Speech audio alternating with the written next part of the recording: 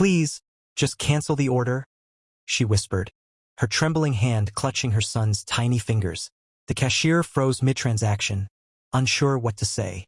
Behind them, a man in a crisp blue sweater waited patiently, coffee in hand, watching the scene unfold. It was a quiet Tuesday morning in Leora's bakery, the kind of cozy place that smelled like cinnamon and hope. The glass display sparkled with rows of freshly baked cakes. Chocolate ganache, strawberry cream, lemon drizzle. All perfect, untouched. But for Emily, each slice represented something she could no longer afford. She had saved for weeks to buy that cake. Her little boy, Noah, was turning 6 tomorrow. He had been talking about the chocolate castle cake for months. But the electricity bill had come in last night, higher than she expected. Reality, cruel and unrelenting, had forced her hand. The man in line behind her, Ethan Cole, noticed the boy's eyes glued to the cake display. Ethan was the kind of man who didn't wait in lines. He owned half the cafes in the city, drove cars that people took photos of, and lived in a world where money solved everything. Yet here he was, waiting quietly, coffee mug in hand, watching a mother's world crumble over a birthday cake. Emily forced a smile. "I'm sorry, sweetheart. Maybe next year," she said softly. Noah nodded, trying to be brave, though his lips quivered. Ethan's eyes followed them as they turned to leave. Something inside him, something he hadn't felt in years, tugged at his chest. He stepped forward to the counter. "How much was the cake she ordered?" he asked. The cashier blinked. The chocolate castle? $48. He pulled out his card without hesitation. "I'll take it. And please, don't tell her." The cashier hesitated. "Sir, she just canceled it." "Are you sure?" "Yes," he said firmly, his voice deep but gentle. "I'm sure." That night, Emily tucked Noah into bed, pretending everything was fine. But as soon as he fell asleep, she sat on the edge of her bed and let the tears fall. She hated feeling like she'd failed him. Her husband had died 2 years ago in an accident, and ever since, she'd been piecing life together like a puzzle missing half its pieces. Meanwhile, Ethan sat in his penthouse overlooking the city skyline, scrolling through business reports. But his mind kept drifting back to that little boy's disappointed eyes. He poured himself a glass of whiskey and leaned back, wondering why it bothered him so much. He had built an empire, donated millions to charities, yet none of it had ever felt real. Not like that look on the boy's face. He made a call. "Sam, it's Ethan.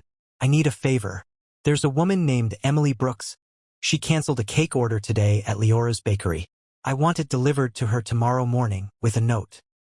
The next morning, Emily was startled by a knock at the door. On her doorstep sat a large white box with gold ribbons. Confused, she opened it, and there it was, the chocolate castle cake. Her hand flew to her mouth. "Oh my God!" Inside was a small note written in neat handwriting. "No child should ever miss their birthday cake.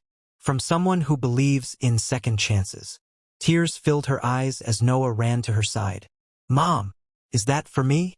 She nodded, unable to speak. That evening, as laughter filled their tiny apartment, Ethan watched from across the street in his car, unseen. For the first time in years, he smiled without forcing it. A few weeks later, Ethan stopped by the bakery again. Emily was there, behind the counter this time, wearing a simple apron. "Emily Brooks?" he asked. She looked up, startled. "Yes. Do I know you?" He smiled faintly. "Not exactly, but I know you make the best coffee in town." She laughed nervously, still not recognizing him.